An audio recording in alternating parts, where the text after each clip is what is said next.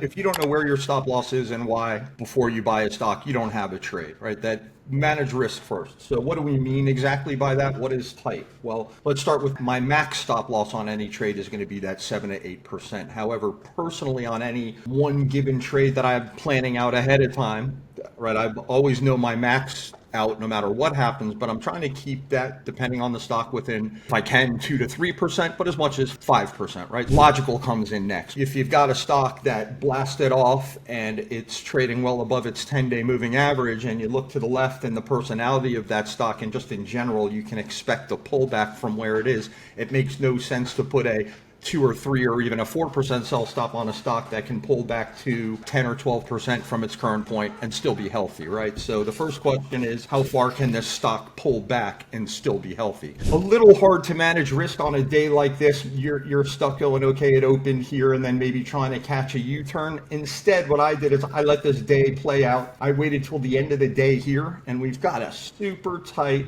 low volume inside day, holds the 10-day moving average, right? So I can buy this at the close. Shakeout +3 for anyone. I'll just very quickly, it's a Jesse Livermore concept. Basically, you get the undercut of a low, and then you add $3 to that, and it's really plus 10%. But the idea is to get into a double bottom formation early. Liquid to me is, if you need to sell everything in a hurry at the market, can you sell it without affecting the price with your own trade more than normal slippage for that stock, right? You don't have to build a model book over a 3-year period of 50 stocks. Start by picking your 3 favorite stocks. Start by picking, 3 stocks that are clear leaders now, that have all of the fundamentals, that are at or near highs, much closer to the textbook definition. And it starts to all organize in your brain is what I can, right? The more you're forced to look at charts, go back, compare, what did this one do? Where could I have bought this one? And you're thinking of your rules and how you would have managed risk. That has helped me so much. This is one of my favorite parts of the Trader's Handbook, is that we've incorporated the model book chapter. Shop is just a big example. We've got a section on base breakouts. We've got many different examples. Uber from last year, TTD, a really good textbook base from 2020. And you can kind of learn the blueprint of how, stuff develops, and we've seen this just play out where we get extension lower, then we get higher lows, reclaims and moving averages, the price tightens, then re-breaks out, forms these consolidation pivots, forms those tight days. So it can really help you test out rules and like you said, make observations that, build your own style over time.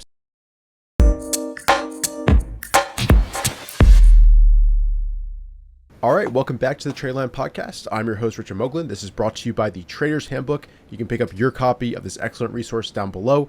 Joining us today is our very own Ross Haber.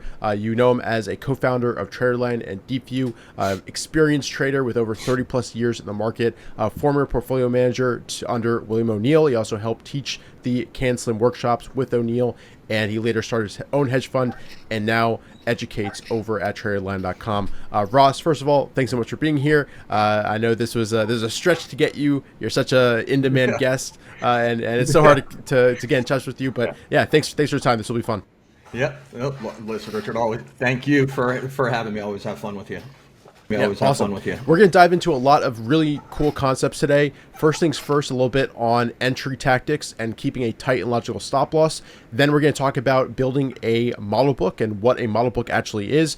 This is a perfect way to, improve your trading performance by studying big winners from the past. And then we'll touch on a little bit about how the Trader's Handbook can help you with that. Part of the Trader's Handbook, just as a spoiler, is 200 plus annotated pages of big market leaders from the past 10 years. So you can analyze their moves and, it's all in one place right there for you. But let's go ahead and dive right in. First of all, Ross, with the concept of tight and logical stop losses, this is a requirement for setups and entry points for both of us. This is something that you taught me that now I think about with every single trade.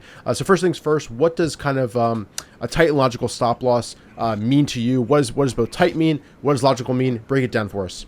All right. So, right, so as I always say, if you don't know where your stop loss is and why before you buy a stock, you don't have a trade, right? That manage risk first. So what do we mean exactly by that? What is tight? Well, let's start with my max stop loss on any trade is going to be that 7 to 8%. However, personally on any one given trade that I'm planning out ahead of time, right? I always know my max out no matter what happens, but I'm trying to keep that, depending on the stock, within, if I can, 2 to 3%, but as much as 5%, right? So I say 3 to 5%, but I'm always aiming for that 2 to 3%, 4 if I can, right? It's as tight as possible.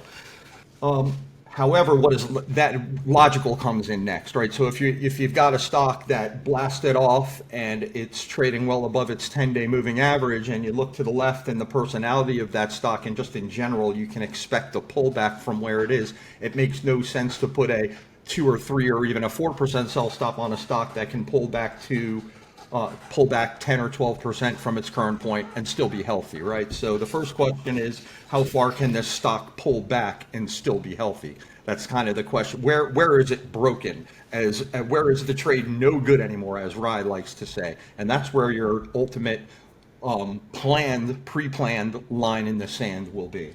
So just to say it another way, logical means that the place that you put the stop means that the trade has failed.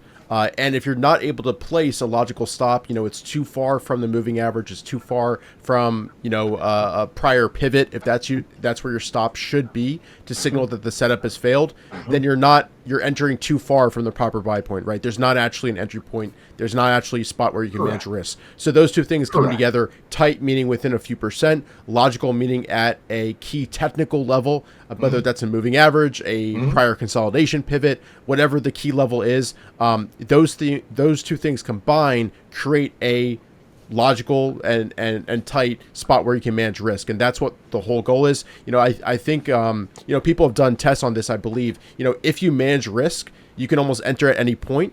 But, we want to be managing risk at a point where the stock can become explosive and join onto and create a nice trend for us. And that's what having a tight and logical stop loss. And, we want to emphasize this so much that every time you place a trade, you're thinking about us in your head saying, is it a tight and logical entry right now? Can you manage risk? Because that's really the name of the game. And Ross, as somebody who's been doing this for 30 plus years right now, how important is risk management and keeping a tight stop loss to longevity and making sure you're around to participate in all the great trends that we have in the market? Yeah, I mean, it's all of it, keeping your head straight anytime. Once you've got the rules down, I find anytime that I run into trouble, it's somehow related to my emotions or psychology, whatever it may be. So yeah, I mean, it not only protects your hard-earned financial capital, it keeps your head straight. It allows, and as you gain more confidence, the ego drops away in terms of losing. You realize that just cutting losses, you become like a robot cutting losses.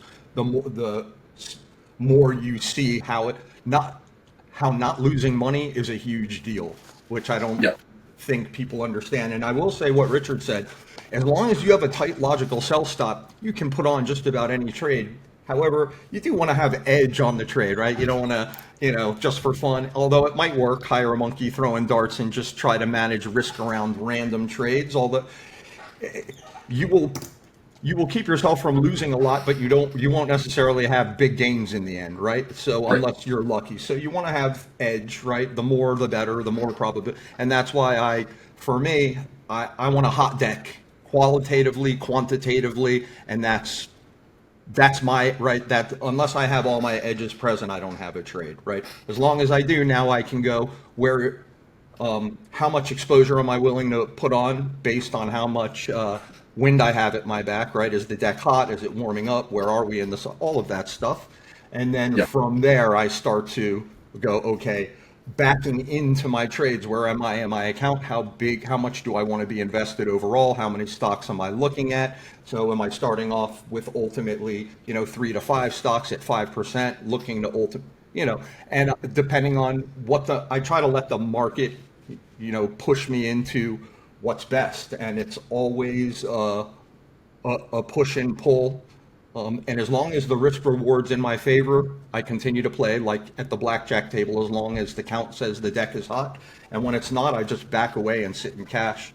And then now let's say we have the edge, right? So we're in an uptrend, and I've got my leaders all set. Let's say right now the market basically just had a double follow through, right, which is rare enough. A couple weeks ago, the market's been pushing higher. Earnings season, tone of earnings season is great. Markets flying in the face of bad news. So I'm seeing more and more confirmation across industry groups. I'm seeing more and more setups. So even at this point, let's say I was on vacation and I just got back and I'm going, oh boy, I need to get into some of these leaders. Well, I picked out, 3 or 4 of what I would say we could consider leaders in different situations, and how I've been looking at them for possible entry.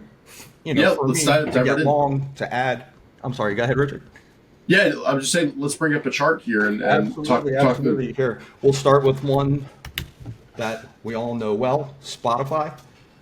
So I'm going to go back for start. So I'll tell you. So I bought a little bit going into earnings. I didn't get ahead enough to earn holding it through earnings, so I took a small profit, and lo and behold, I saved myself. It shook around. I did not buy on, so here's earnings, right? Wouldn't have been great. So here you go, the very next day, it's a little hard to manage risk on a day like this. You're stuck going, okay, it opened here, and then maybe trying to catch a U-turn. Instead, what I did is I let this day play out. I waited till the end of the day here, and we've got a super tight, low volume, inside day, holds the 10-day moving average, right? So I can buy this at the close, which is, and here, let's look at exactly what it was. The close was 602.26, and the 10-day moving average is 593.37. That is an extremely tight stop. So then I go, let's say I want to ultimately have a 20% position in spot. How much, but I want to buy 3 other stocks, and so I only want spot to take up this much room for the day until I start to make progress, and that's how I back into how many shares I'm going to buy there based on the 10-day moving average. Now, what I say, so where does my when I am forced to use max sell stops, it's usually in the case when I do this, I'm entirely wrong. It gaps down instead of up, and even if it were to come, and I'm not doing the math here, but let's say it came here, never undercut the low, held the 21 and the 50-day. If it's down more than 8%, I've 9 times out of 10, it's because Ray taught me, you broke your trades, you got to walk away. And I can't tell you how many times I've tried to make the decision to just sit, and you got to pick the way you're going to do it and stick with it. So I do it the Amit Rai way. It seems like you really like the 10-day moving average as your stop. Is that something you developed over time? When did that kind of come apart? So when I look, so again, this has to do with the personality. So I look to the left and I see once Spotify gets directional, it likes to hold the 10-day, and then once it breaks the 10-day, 2 days below, you got a rest coming. So what I'm trying to do here is go, okay, we've now got earnings out of the way. I wanted some here. I didn't earn my right to hold it through earnings. So I'm thinking I want to buy Spotify back here. It still looks constructive to me. So maybe I think if I'm not mistaken, I probably put on 10% here because I had enough progress. And, I'm betting that it's not going to gap down. I usually doesn't, right? I figure worst case scenario, it gaps down to the 23. I'll do my math, right? And I always know my numbers and have an expectation of, if it goes against me, what my worst case scenario is on all my stocks. This is all decided before I pull the trigger to buy even one share, right? I know where. So, and then as I'm moving up and out here, right, if I'm raising my sell stops, because what happens in the shorter term, a lot of times it breaks the 10 and it will hold the 23. And since we just had a follow through day and we're potentially starting a new cycle, and we have a classic double bottom base on base, which is a powerful combination and a big leader. It's got the earnings and sales in the right place. We got the market blasting off, and I'm behind the 8 ball, let's say. I just think, for me, it's a higher priced liquid name, and I go, okay, 10-day is what I really wanted to hold. That's what I'm using. And then 23-day worst case scenario. And by the time you get here, it's frustrating as it is to watch yourself go pretty much back to, about even before it ultimately works. It keeps you in the trade, right? Yeah, that's the patience that will allow you, if it does push out of this base, you're protected if it hits your downside, but if it actually finally breaks out, and you've seen this more and more, right? This attempted breakout that fails and resets at the 23 MA. Is that something that's how's the market kind of evolved when it comes to breakouts and the reset? It's funny you say, so I think it's like a 50-50 thing. It's really hard to figure out. I was talking with Jackson the other day. It seems a lot to me like the highly watched names are even trickier. I don't know if that's like, there's, I could make it up right there. I wouldn't say manipulated, but there is, it seems like the stocks with a lot of eyes on them on Twitter tend to shake around more and be a little trickier on that first breakout than something lesser well known, let's say, other than by the can slim community that are looking at some of these unknown smaller names that are, popping. And there's a fair amount of new stuff popping out. But anyway, that's not what we're. So now, right, let's say I have on a 10% position. I ultimately want to have 20. I'm still looking. Had we done more volume today, I might have added 2, 3, 5%. But what I'm really looking to do is see how it behaves, and it could fail a second time. But that's what I'm looking to basically polish off my position, if I can, versus this area here, right? I mean, I think this line I had drawn before, like you've got a ton, and you'll notice, right? A little bit of a lower pivot, So I'm now watching, can it hold this line, the 23? Will I be able to add more as it tightens up before it ultimately breaks out? I'd love to add less. Ideally, I'd love to add no more than 5% to get to 20 or 25 on the breakout. So if I can get most of it on, working my way with tight stops, that's kind of how I squish my way in as second breakout is in effect, right? Because I missed. I was going to say I haven't missed. I missed being able to hold through earnings. I was forced to find my way back in here. The 10-day kept me in until the 23-day,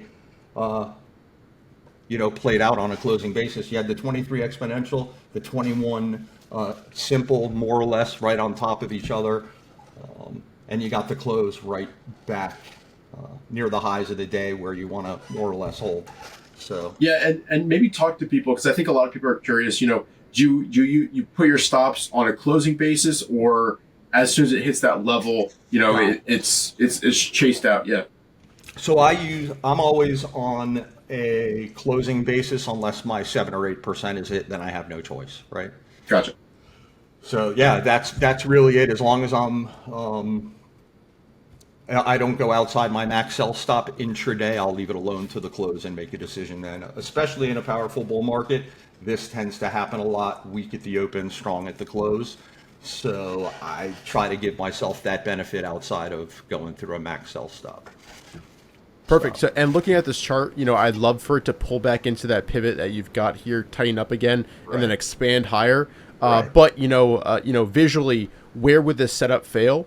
If we close below the 23 EMA is pretty much, where I would say, something wrong is technically wrong, because we're also approaching that key low kind of based on market structure that's putting in a lower high. Where for you would you place a tight logical stop? Say it set up another pivot, maybe 2 days of tightness above this pivot. Where would you place, if it's a completely new trade, a tight logical stop? Just to kind of talk through your process. Yeah, I mean, that 21 SMA, 23 EMA, that pivot right there is going to become more and more, right? It's becoming more and more important as that moves closer. And then it just depends how fast does the 50 and 65 day catch up. But right now, there's too much distance here. I'd be using if it breaks below the 21, 23, I absolutely don't want it below this low here. Then I'm just out. I'll wait to see what happens at the 50, 65. And if it doesn't, it's very possible it shakes me out right there, and I'll buy back higher. It's happened a million times before, not the end of the world. Yeah, excellent. And one other good example of dancing at the pivot recently is Palantir, if you want to bring up that name. It's on my list as well. Yeah, so perfect. Yeah, so just to kick things off, right now, if you draw that base pivot line in Ross, we're right above that key level, just to show everybody who's not visualizing, you've got alert set perfect. So obviously, right now it's right at that level, and we haven't really followed through completely on that base breakout. And this is why the earlier buy points from the consolidation pivot, Ross maybe pointing out the nice breakout through the consolidation pivot, lower in the base. Yeah, exactly, right there. that's what we're kind of targeting. And Ross, I know, you've done a lot of work analyzing, studying consolidation pivots. Maybe break that down for people. What do you look for in terms of an early buy point in a base? I mean, honestly, what I noticed is, so you've got the beginnings you've got the shakeout +3 or double bottom formation potential, right? Shakeout +3, for anyone, I'll just very quickly, it's a Jesse Livermore concept. Basically, you get the undercut of a low, and then you add $3 to that, and it's really plus 10% because as price goes up, it's going to be more points, so you can't use so. But the idea is to get into a double bottom formation early. Here's kind of what I see, right? So you've got the larger shakeout. I see this massive push up here, and then these two tight days above all of the moving averages. Right here, to me, this is an absolutely irresistible buy early with super tight. I mean, you've got pick a moving average. What are you willing to lose, right? Or pick a low. Where are you willing? And these are the ones that I'll put on 20, 30% right from the get-go and take the risk that it's not going to gap down below those lines on me. I did not do it here. I actually waited, and I'll be honest with you, I don't know how well I would have done holding it here even with, and normally I want to see 2 closes below. Regardless, I did buy this breakout here on strength because I didn't want to miss it. But I will say I did my classical as I was getting way ahead. I forgot what stocks I added, but when it just so happened I tried to hold through. I got beat up a little bit on earnings, and with everything, long story short, I got shaken out of my stock, and I'm like, oh boy. This is a leader that I really, really want. And I did the same thing, similar to Shop. I bought this day here. And the tight day. Yes, and because I did, closing bit, and just luckily, I remember I think it held the lows by like pennies, right? 114.90 low, and I think it was actually 115.01. You got the right 1.4, right? So what is that? 11 cents? 114.90, 150, right? So it held that low by 11 cents, closed back above the 10-day, and then I did not buy back a full position here. I also did not buy it up and out on this day because buying strength has not worked for me. So I did today. So today, what I did was on this pullback when everything was looking scary and ugly, I started adding a few versus this high. So I now have an average of 10% position here, added another 5% at, and now what am I going to do?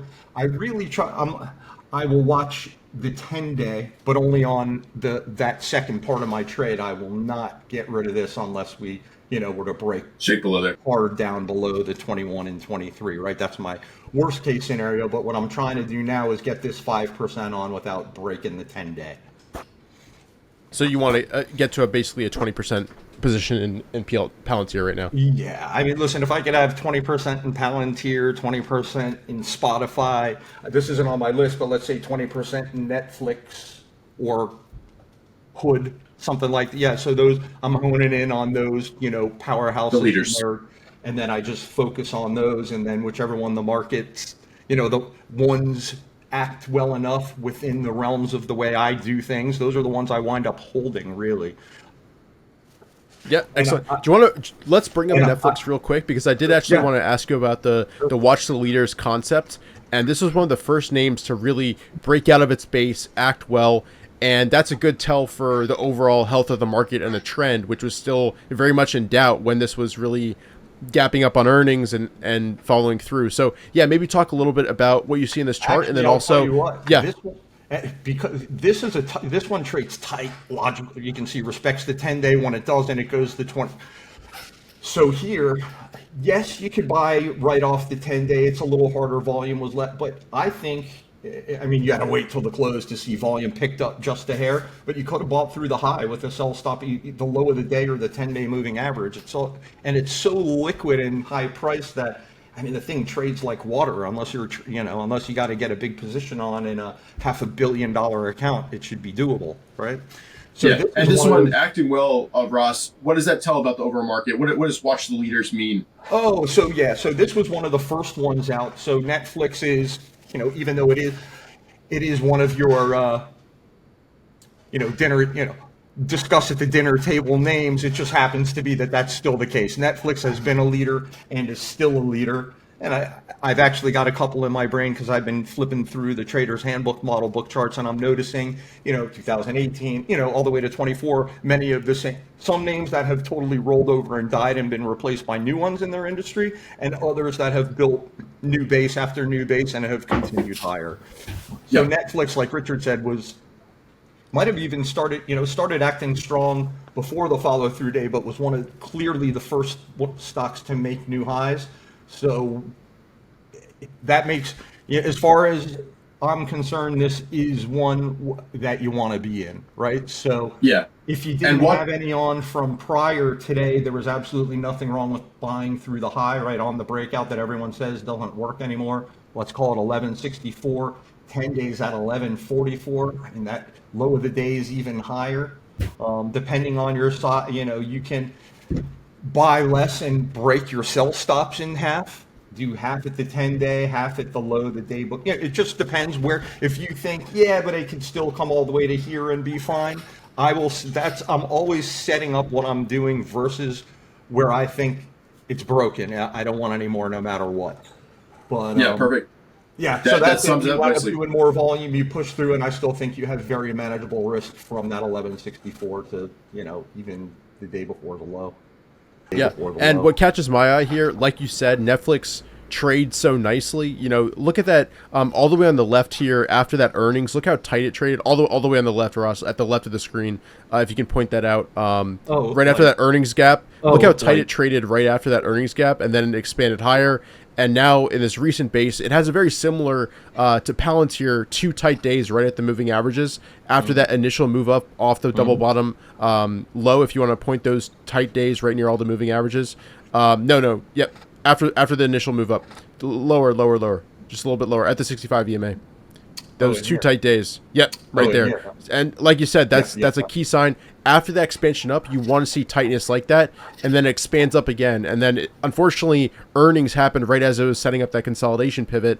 But, if you're someone who likes to trade the earnings gaps, this is a nice one to make a nice trade on. What was the next stock you want to bring up? And I remember, just so you know, I actually tried buying this, and I'm usually really good at holding the squats. I decided not to hold this one, and then I got left in the dust on a big part of my net, Anyway, I mean, just I got shaken good on this one, and I was worried about the volume being too low all day, and yada yada yada. So I still let this one get by me, even though it was completely viable today. So just to share, the reality of trading. It's impossible. It's gonna happen. It's impossible. So the more you just go next time, right, and move on. Otherwise, you make a very miserable every day for yourself. So anyway, perfect. Was Hood on your list too, or was there another name you want to cover? Which one? Netflix? No, Hood. Was Hood on your list? Yes, Hood was on my list. Yeah, so walk us through this chart and what you see. So I did similar with the Netflix. Let's just say I bought Hood earlier. I wound up getting shaken out of it, not because Hood pushed me out. I think I got a little too heavy and wound up, selling stuff that looked like it could come in that I was way up on, yada, yada. But today I did similar to the Palantir. I was watching this. So it didn't come all the way in. So once it stopped and started to U-turn, I put it on an intraday chart. And then I'll pick my spot based on the intraday versus either the low or this line, right? Bring up an intraday and show what you were looking at there. Right. So I'm watching. So now it starts to bounce. It didn't quite get to the line I had drawn, let's call it here. So now I want to watch and see. Now it's starting to make a U-turn. I mean, we're watching intraday chart now. So the first thing, you'll think I'm crazy, right? Are we break? So now we're kind of making a U-turn back up through here. And I will just go $59. Maybe I want it above 59 versus and that'll be it. And I'll put on 59, between 15, once through 59 and a quarter. Let's say I don't want to pay up too much, and then I'll buy it there versus this low or the line we had on the daily. Yeah. And then leave it alone. So you're just watching for that U-turn after the initial weakness at the open. Yes, and if it's something that I think deserves it, then maybe I'd continue to add. Going back to the daily, at that intraday, it looked, and if we did a bunch more volume, had it picked up, maybe I would have considered adding small at the end of the day. But I'm learning now. I'm doing my best not to buy even short-term strength, because I'm noticing the volatility is enough that, especially if it's in the personality of the stock and you notice it's getting a little extended, being patient pays. So I'm a lot more patient with my entry areas now. I'm very careful when I'm buying strength. Like Netflix was one of the few that I felt like you could have gotten away with it today. And that way, if this happens, see, this you couldn't have gotten away with, it was too far away. So anyway, it was just, that's one of those situations where you got that liquid high price where you can buy on strength. Palantir Hood, I'm buying versus key support. Oh crap, I was saying the 10-day. Let me back that up. I meant not the 10-day, either the low of this day or the line that I'm drawing here, let's say out on that gap.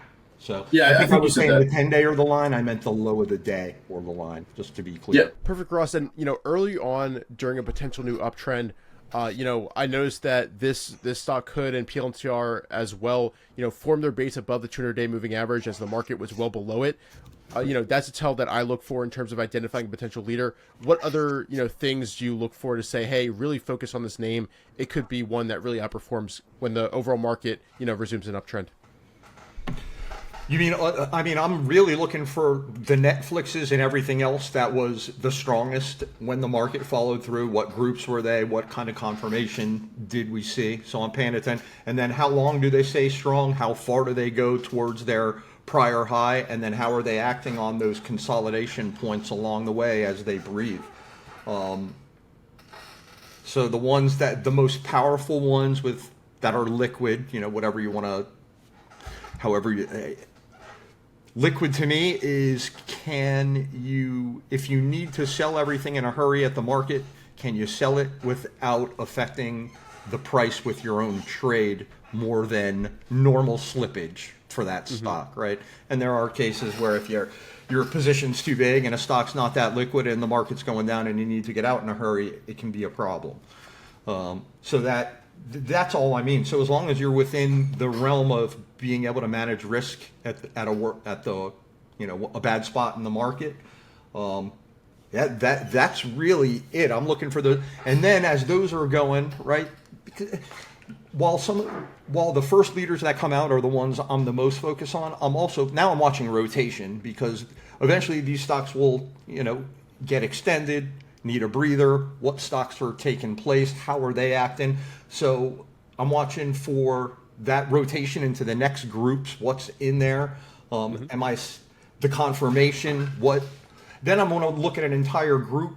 Where are they in their overall cycle? Right? Do they actually have the potential to keep on going? How many stocks are in that group? Is it only 3 stocks in a group that's not all, or is it a very special 3-stock group like I would consider? And there's more than 3 stocks, but quantum, I'd say maybe that quantum area right now, I'd say there's 3 or 4 or so worth keeping an eye on.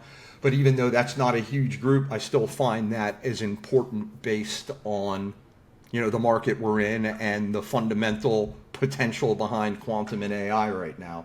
Whereas when I see just 2 or 3 solar stocks and one of them's Canadian and they're only so-so and there's only 12 stocks in the group, and solar does not have momentum behind it right now, let's say like AI and quantum, then I'm going to ignore that group if it's just right. Even though there might be 2 or 3 charts in that group that look phenomenal, and I'm not picking on the solar stocks off the bottom today either. I'm just mentioning those because that's a group that I know where that existed, and I did see solar rallying today. It's interesting. I'll take a look. It has nothing to do with that, so don't try and take a read on the solar move today.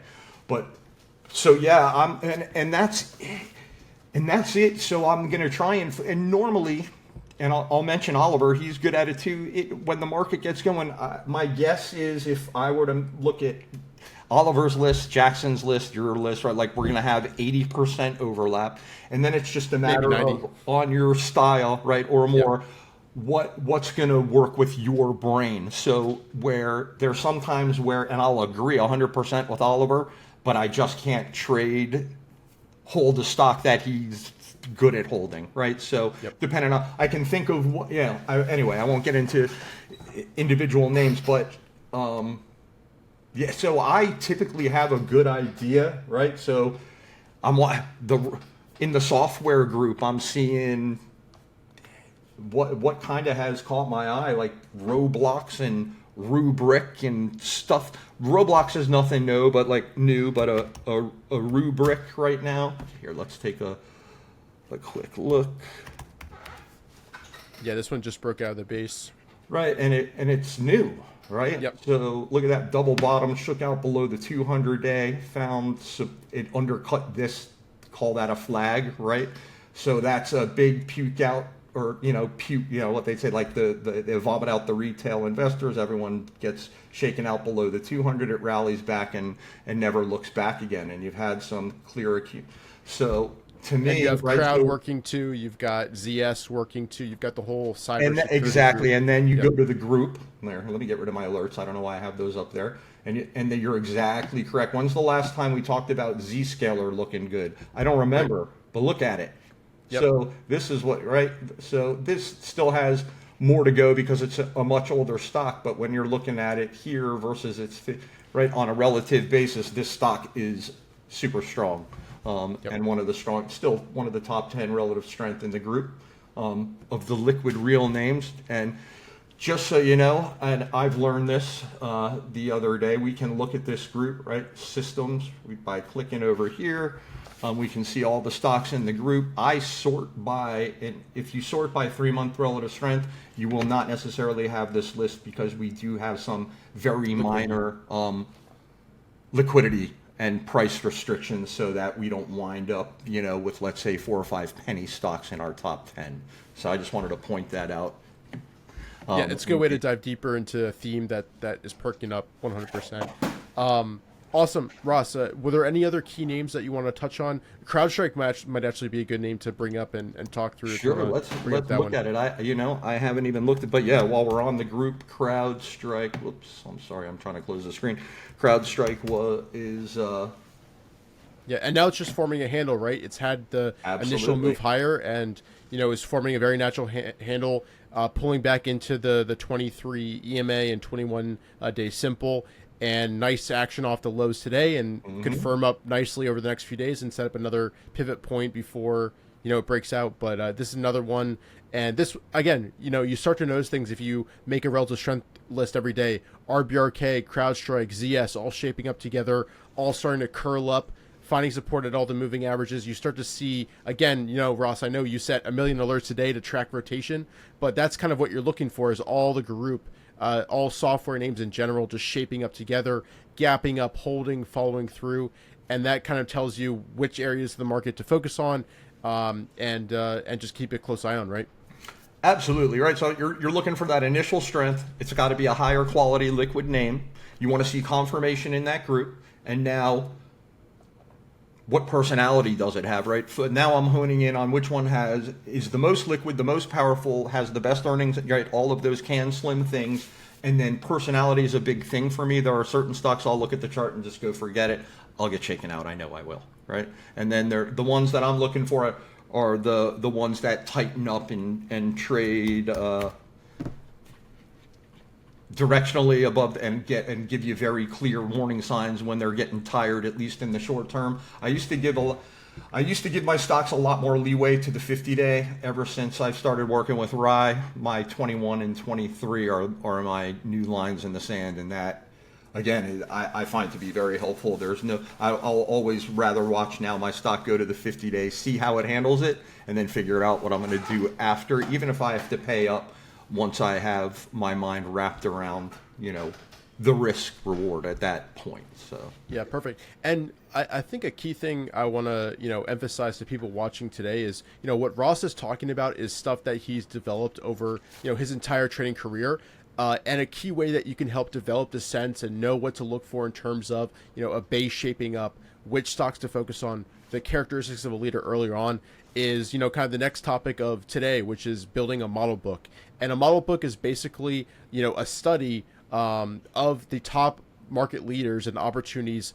It could be of a time period, like a particular year. That's a great way to do about it. I think you can do it based on a setup too. And basically you're trying to study as many examples of big winners as you can. And that just helps speed up the learning curve, as Stan Weinstein calls it, hitting tennis balls at you, training your eyes in terms of what to look for. And this is a cool thing that we've incorporated into the Trader's Handbook as well, is the entire chapter 12 is a model book. It's a model book of probably the top stocks, opportunities of the past 10 years or so.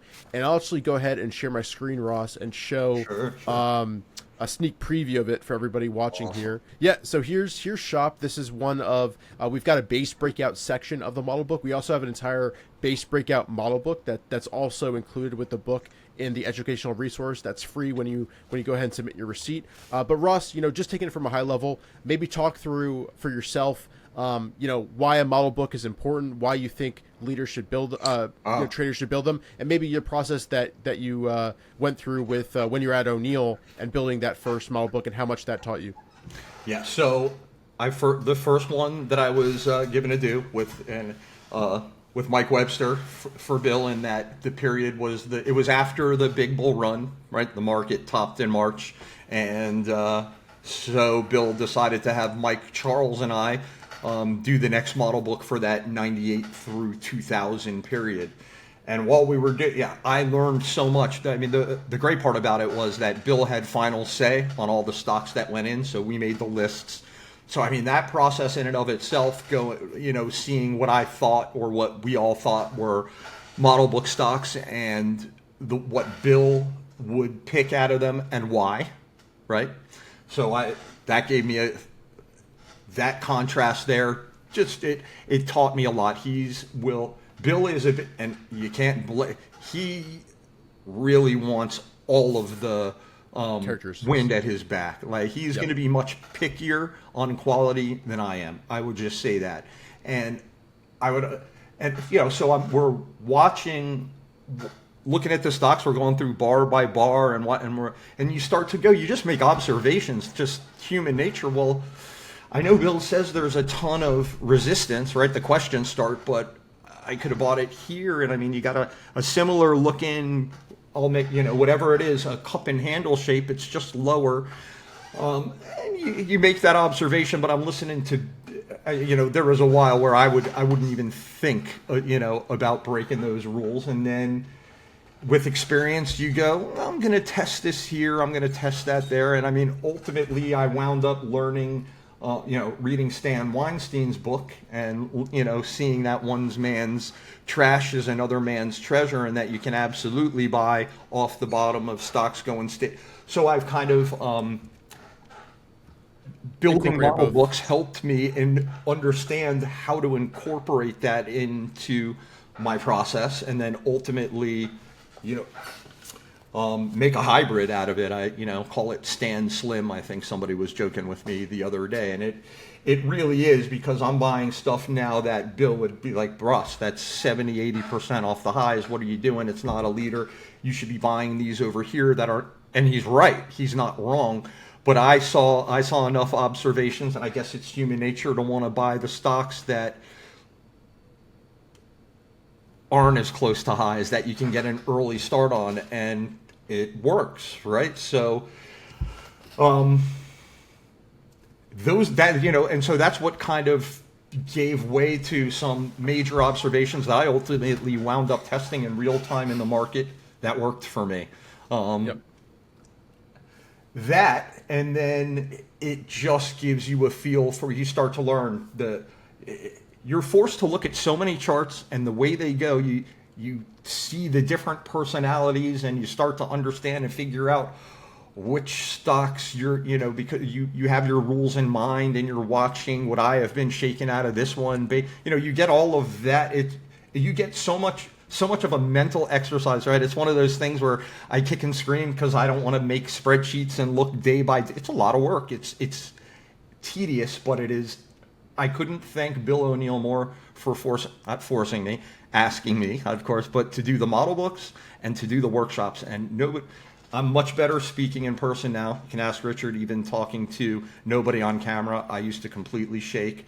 And so, you can imagine me putting me up on stage with 2 big screens and 600 people in front of me. You could hear my voice shaking. You could see my pointer shaking on the screen. But I will tell you, that was another one of those things, because I had to prepare what I was going to share with everyone for the day. I had to be prepared to answer questions. So I spent a lot of time preparing so that what I was showing had, like, you had very little questions to ask, and it makes you think of things so thoroughly that the markets, the whole thing just starts to live in your brain, where once you develop, your routine and have an idea of, what a model book stock looks like, and you get a good market or one with a lot of potential, which, I think this market could go for a while based on what I'm seeing, right? And anything could change based on news, but based on what I've learned and interpreting the clues I have in front of me, I'm pretty excited. I'm much more excited for the future than I am bothered, let's say, by getting shaken out of Netflix that I didn't buy back today, or if I'm not, I think I might have bought it back and then wound up selling it anyway because it wasn't doing it, whatever it was, So, so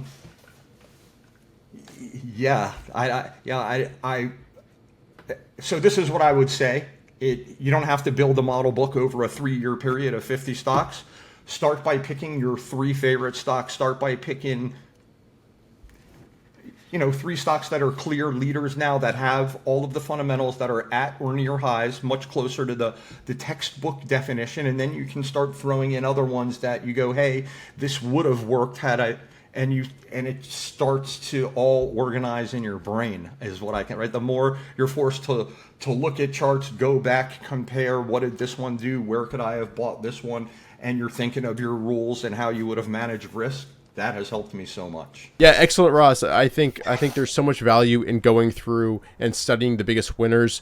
And this is one of my favorite parts of the Trader's Handbook, is that we've incorporated the model book chapter. Shop is just a big example. We've got a section on base breakouts. We've got many different examples. Uber from last year, TTD, a really good textbook base from 2020. And you can kind of learn the blueprint of how, stuff develops, and we've seen this just play out, where we get extension lower, then we get higher lows, reclaims and moving averages.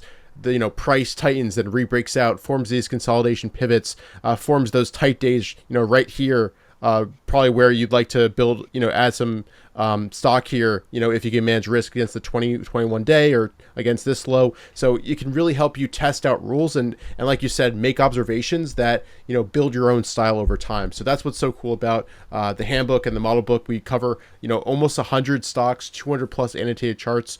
I've got my copy right here. Ross, can you hold up the model book chapter just to show what it looks like a little bit for folks? Absolutely. Yeah. I got my book opened here. Awesome. And I think it's really great to review. And like I said, in addition to the model book that's in the chart, you've got a market cycles model book looking at the market from a similar respect. We've got a sell rules model book that covers different sell rules and how they applied in different situations. So there's a lot of cool stuff that comes with the book, and you can learn more at the link below. And definitely go ahead and pick up your copy if you haven't already.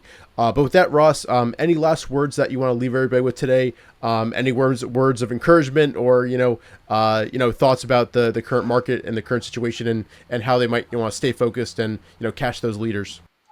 I keep it very simple. I really do, based on what I'm seeing here, I think we could have a solid bull market ahead of us. Will be plenty of opportunity. So I don't care if you're still on vacation and you feel like you're behind the 8 ball, you're absolutely not. Stay calm. There's going to be plenty of opportunities on stocks that you think you missed, and on new stocks that you don't even realize are there yet. So Stay patient and be selective with your entries. And of course, sell, stop, sell, right? Manage risk. But right now, have the patience, try to stay positive for the bigger picture. It really looks like we're going to have some opportunity out there, and stay positive, manage risk, and be patient.